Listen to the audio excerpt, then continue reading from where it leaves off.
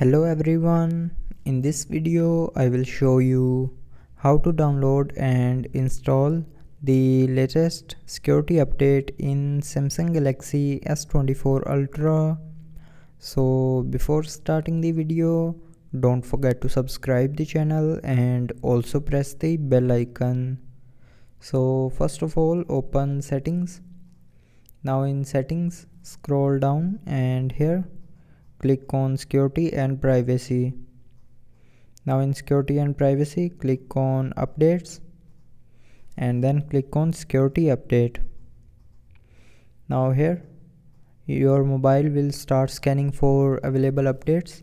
So if you haven't updated to latest security updates, then it will show you the update, and then click on download to download the update, and after downloading it will show you the option of install. So tap on install to install the latest security update.